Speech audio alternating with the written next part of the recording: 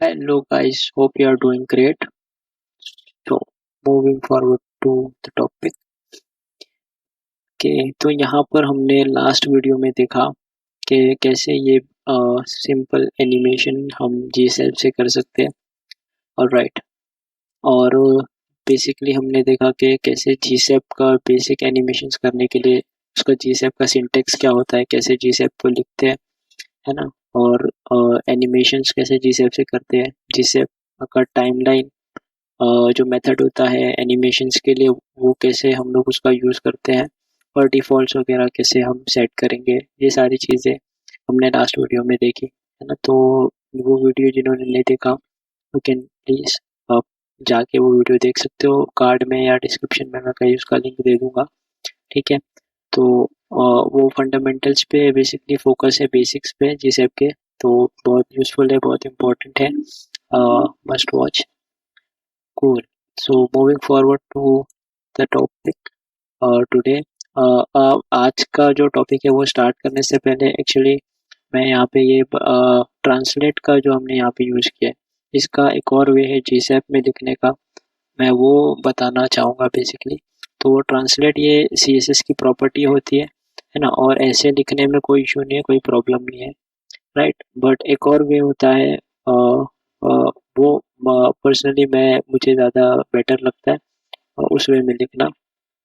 अ, तो उसको लिखते इस तरीके से बेसिकली हम, अब यहाँ पर हमने ये ट्रांसलेट का जो ट्रांसलेट एक्स होता है, एक्स एक्सिस पे जो वैल्यू है वो डिफाइन किया हुआ है, और सेकंड वैल्यू ये वाई होती है ना। इस तरीके से लिखने के बजाय हम ट्रांसलेट एक्स भी लिख सकते हैं, है ना।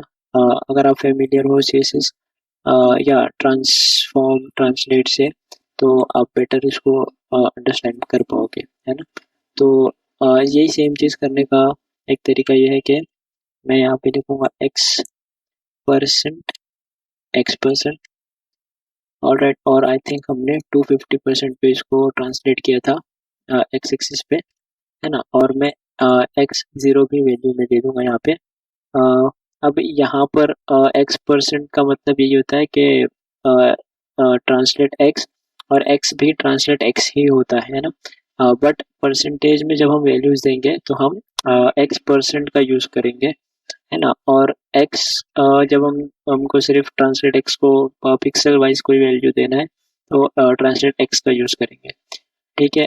बट मैं जब आप एक्स% यूज़ करते हो तो मैं रेकमेंड करूँगा कि आप एक्स को ज़ीरो डिफाइन कर दो, मीनिंग जो इसकी पिक्सल वैल्यूज़ अगर कुछ नहीं देनी है तो उसको ज़ीरो डिफाइन कर दो, है ना। बिकॉज मैनी टाइम्स क्या होता है कि हम परसेंटेज में एक्स% में कुछ वैल्यूज़ देते हैं, और जिसे ऑटोमेटिकली पिक्सल की भी कुछ वैल्यूज़ ट्रांसलेट एक्स को या वाई को भी अगर आप यूज़ करोगे तो उसको दे देता है, जो फिर हमारे इंटरेक्शन में इंटरफेयर करता है एनिमेशंस के। तो इट्स बेटर कि हम पहले डिफाइन कर दें एक्स को ज़ीरो, या अगर आप वाई% पे कुछ कर रहे हो तो वाई को ज़ीरो डिफाइन करते पहले ही ऑलरेडी, है ना। तो इसको मैं प्ले करके देखता हूँ यहाँ पे हमारी यूआई पे, आप देखोगे ये जैसे पहले चल रहा था वैसे ही एग्जैक्टली चल रहा है। और यहाँ पर हम अगर एलिमेंट को देखेंगे तो आप देखोगे कि ट्रांसलेट नन है, और ये बेसिकली कुछ सिंपल प्रॉपर्टीज बेसिक इसने दिया हुआ है।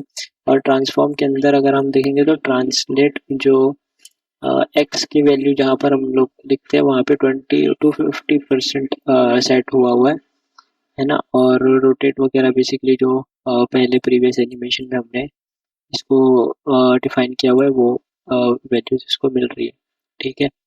तो मूविंग फॉरवर्ड, अब यहाँ पे जो ड्यूरेशन है ना, इसको लिखने का एक तो ये तरीका था, हम प्रॉपर्टी का यूज़ करेंगे ड्यूरेशन का और वैल्यू दे देंगे, है ना। एक और तरीका होता है कि इस सेलेक्टर के पास में बाजू में यहाँ पर हम जो भी वैल्यू हमको ड्यूरेशन की देना है वो हम दे सकते हैं, है ना। It will work the same, तो यहाँ पर भी हम ड्यूरेशन डिफाइन कर सकते हैं बेसिकली, ठीक है। अब ये इतना समझ में नहीं आ रहा होगा, मैं ड्यूरेशन बढ़ा देता हूँ तो हमको ये क्लियरली समझ में आएगा, है ना। देखो ड्यूरेशन बढ़ गई है तो एनिमेशन बहुत स्लो हो गया है ये। तो यहाँ पर भी हम ड्यूरेशन डिफाइन कर सकते हैं, मैं इसको 1 सेकेंड कर देता हूँ बेसिकली, ताकि ये नॉर्मल लगे, या फिर हम इसको अगर हटा भी देंगे तो भी कोई इशू नहीं है, क्योंकि ड्यूरेशन 1 सेकेंड हमने हर एनिमेशन की यहाँ पे डिफ़ॉल्ट्स में ऑलरेडी टाइमलाइन में सेट करी हुई है। ठीक है। अ, अब यहाँ पे डिले में बताना है मुझे। तो जैसे हम यहाँ पे बेसिकली ये डिले देते हैं, डिले 1 सेकेंड फॉर एग्जांपल, है ना। अ, इसको हम प्ले करके देखते हैं। अब 1 सेकेंड डिले इतना नोटिसेबल नहीं रहेगा, तो मैं 5 सेकेंड्स का डिले देता हूँ। और यहाँ पर ये आप देखोगे कि 5 सेकेंड्स तक ये डिले रुकेगा और उसके बाद ये एनिमेशन स्टार्ट होगा। तो अब जैसे यहाँ पर हमने इसको डिले दिया, सिमिलरली एक और तरीका होता है डिले को डिफाइन करने का GSAP टाइमलाइन में, और 2n के अंदर, एनिमेशन के अंदर। यहाँ पर कोटेशन के अंदर जो भी डिले हमको देना है, लेट से 5 सेकेंड ही ले लेते हैं। और आप देखोगे 5 सेकेंड का डिले इसको मिला, और ये फिर प्ले होगा। अब मैं एक काम करते हुए वैल्यू चेंज कर देता हूँ, ताकि चेंजेस जो है वो हमको दिखे, है ना। तो यहाँ पे इस तरीके से भी आप डिले दे सकते हो। ठीक है। तो ये डिले और ड्यूरेशन दोनों डिफाइन करने का एक और तरीका है GSAP में। अब इसमें ये भी होता है कि कोटेशन के बाहर अगर आप लिखो, स्ट्रिंग में नहीं लिख के डायरेक्ट इंटीजर अगर आप लिखो, तो इसमें डिफरेंस क्या होता है ना। तो ये डिफरेंस क्या होता है बेसिकली, जब आप कोटेशन में इसको लिखते हो, है ना, ऐसे लिखते हो, तो ये रिफर करता है कि ये एनिमेशन जब भी खत्म हो गया, उसके बाद अब जब ये एनिमेशन प्ले होने के लिए कितना डिले के लिए ये रुकेगा, है ना। तो ये हम डिफाइन करते हैं। बट जब हम डायरेक्टली लिखते हैं, स्ट्रिंग में नहीं लिखते हैं, तो ये रिफर करता है डायरेक्टली टाइमलाइन को, है ना। तो अगर लेट से यहाँ पर एक और एनिमेशन में करवा देता हूँ इसमें,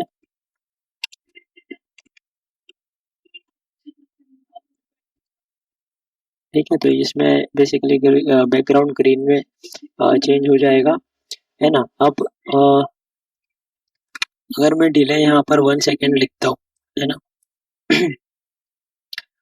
तो बेसिकली क्या होना चाहिए, ये एनिमेशन चलेगा, फिर ये एनिमेशन चलेगा, फिर 1 सेकेंड का डिले ये लेगा, और फिर ये वाला एनिमेशन चलेगा, है ना। बट मैं इसको प्ले करके देखते हो, अब यहाँ पर ये ग्रीन और ट्रांसलेट दोनों साइमल्टेनियसली हो रहे हैं ना। इसका मीनिंग क्या हुआ कि ये 1 सेकेंड हम का रिफर कर रहे हैं टाइमलाइन को। तो जैसे टाइमलाइन प्ले हो गई, है ना, स्टार्ट हो गई, वैसे ही वहां से ये डिले होगा बेसिकली। ठीक है। तो अब यहाँ पर 1 सेकेंड डिले हमने डिफाइन किया है, तो ये एनिमेशन की ड्यूरेशन 1 सेकेंड है। फिर ये एनिमेशन स्टार्ट होगा, है ना। और ये एनिमेशन को हमने बोला है कि टाइमलाइन से 1 सेकेंड के डिले पे ये रन होगा, है ना। तो इसका मतलब क्या हुआ, ये एनिमेशन 1 सेकेंड ड्यूरेशन में हुआ, उसके बाद ये स्टार्ट हुआ, और ये भी इसके साथ में स्टार्ट हो जाएगा, है ना। बिकॉज इसको हमने सीधा टाइमलाइन से रिफर कर दिया है अब, इंस्टेड ऑफ इन सीक्वेंस में। तो ये डिफरेंस होता है बेसिकली जब हम कोटेशन में डिफाइन नहीं करते हैं डिले को, है ना। दोनों भी यूजफुल है, बट डिपेंड करता है हमको क्या रिक्वायरमेंट है, कैसे यूज करना है। ठीक है। तो अब इसमें कीज होती है, इस तरीके से ये सिंबॉलिक वे में भी हम इसको डिफाइन कर सकते हैं, है ना। तो ये कैरेट जो होता है बेसिकली, ये रिफर करता है कि इसके प्रीवियस वाला जो एनिमेशन है, उसके जैसे ही ये स्टार्ट होगा, है ना, जैसे ही ये वाला एनिमेशन ट्रिगर हुआ, उसके 1 सेकेंड के डिले के बाद हम बोल रहे हैं। ठीक है।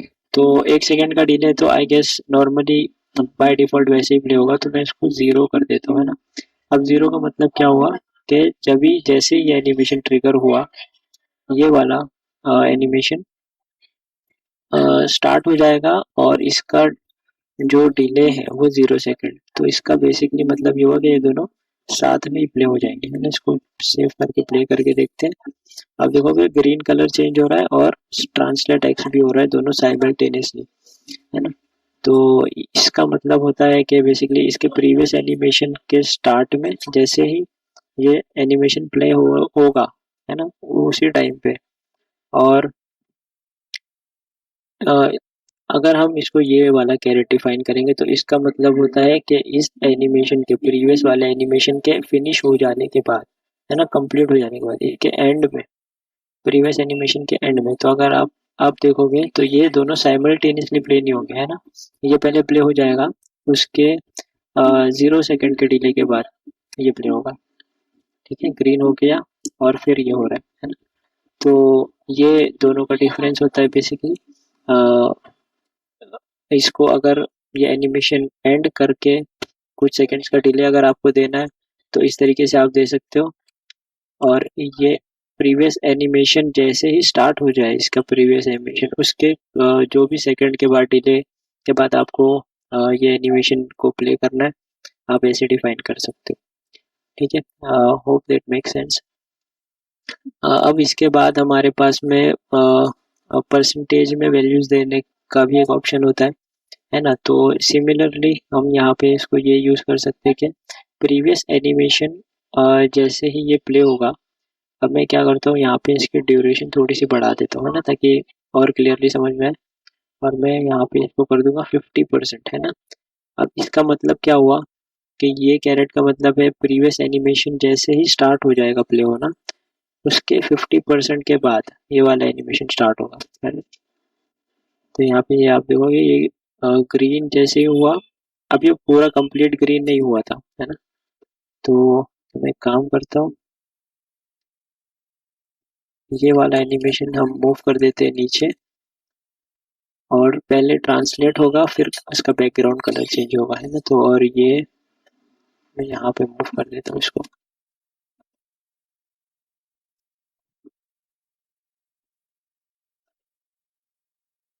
ठीक है, तो अब क्या होगा बेसिकली, ये ट्रांसलेट स्टार्ट हो जाएगा और इसका बैकग्राउंड कलर कब चेंज होगा, जब ये ट्रांसलेट 50% पे होगा ये वाला एनिमेशन, है ना। तो आप देखोगे ट्रांसलेट हो रहा है, अब ये 50% पे जैसे ही रीच हुआ, इसका बैकग्राउंड कलर चेंज होना स्टार्ट हो गया था। ठीक है, तो इस तरीके से आप इनके ये डिलेस को हैंडल कर सकते हो। ऑलराइट, कोई डाउट होगा कुछ तो मुझे कमेंट्स में पूछना। Then moving forward to the timeline methods. अब टाइमलाइन के कुछ मेथड्स होते हैं बेसिकली, है ना। तो जैसे मैं यहाँ पर लिखता हूँ टाइमलाइन, और ये एक वेरिएबल है जिसमें हमने जीजैप का टाइमलाइन सेव किया है। इस पे मेथड लगाऊंगा।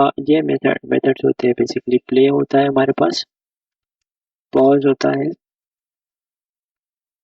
रिवर्स होता है, ऑलराइट, रीस्टार्ट होता है, प्रोग्रेस होता है ना।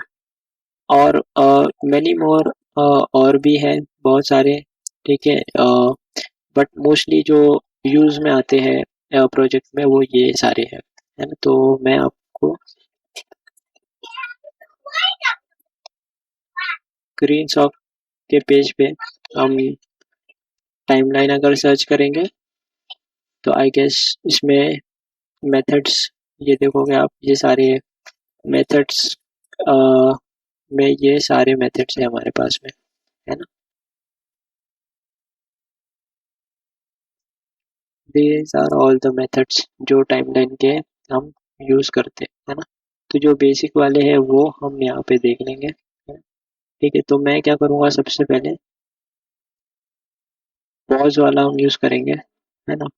तो आप देखोगे ये हमने लिखा, उसके बाद टाइमलाइन को पॉज वाला मेथड यूज कर लिया, तो अब क्या होगा कि ये, मैं रिफ्रेश करो, ये स्टार्ट नहीं हो रहा है प्ले होना, है ना, क्योंकि हमने इसको पॉज यूज करके पॉज कर दिया है। ठीक है, अब फॉर एग्जांपल लेट से मुझे इस बटन के क्लिक पे इसको प्ले करना है एनिमेशन टाइमलाइन को, तो वो मैं कैसे कर सकता हूँ। तो सबसे पहले तो ये बटन है मेरे पास सेफ, तो इसको मैं एक्सेस कर लूँगा पहले।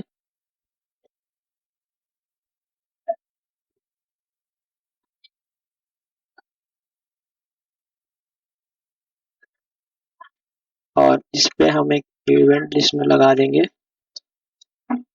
और जो कि इसके क्लिक पे मुझे ये फंक्शन करना है, that will be timeline play. है ना। तो सबसे पहले हमने यहाँ पर इसको पॉज टाइमलाइन का मेथड यूज करके पॉज किया हुआ है। अब इसके क्लिक पे हमने टाइमलाइन प्ले मेथड यूज किया हुआ है। तो ये देखते हैं ये कैसे वर्क करेगा। ठीक है ना। तो के बटन के क्लिक करने पे ये टाइमलाइन को हमने प्ले करवा दिया। तो ये मेथड्स इस तरीके से हम इनको यूज कर सकते हैं, है ना। अब सिमिलरली पॉज में यहाँ से हटा देता हूँ ताकि स्टार्ट में प्ले हो जाए, है ना। ये रिवर्स होता है।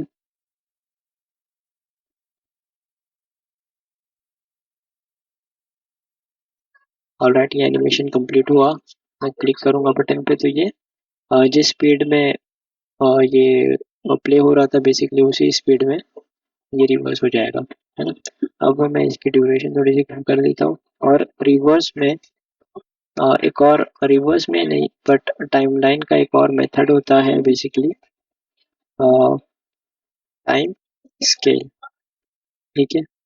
टाइम स्केल में ये याद रखना आपके ये जो स्केल का एस है वो कैपिटल रहेगा, है ना। तो टाइम स्केल बेसिकली जो एनिमेशन टाइमलाइन का स्पीड जो होती है उसका टाइम होता है, वो यहाँ पे हम इसमें डिफाइन कर सकते हैं, है ना। तो वन तो बेसिकली जो डिफॉल्ट वन होगा, नॉर्मल जो स्पीड होगी वही होगा। तो लेट से अगर मैंने इसको 3 दिया मीन्स जो नॉर्मल स्पीड है that will be multiplied by 3।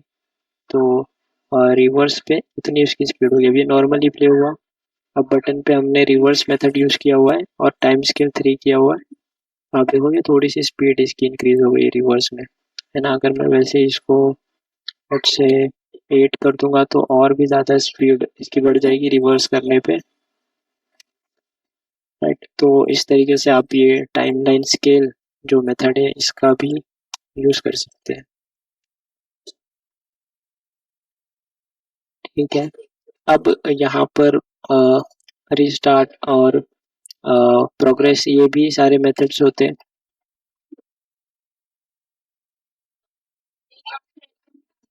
ठीक है, ये एनिमेशन सिंपली नॉर्मली प्ले हो गया। बटन पे हमने रिस्टार्ट मेथड यूज किया है।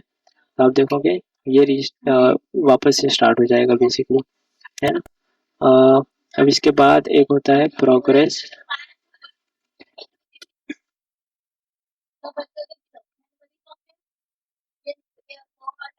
ठीक है, अब इसमें प्रोग्रेस में हमको यहाँ पे ये डिफाइन करना ज़रूरी है ना।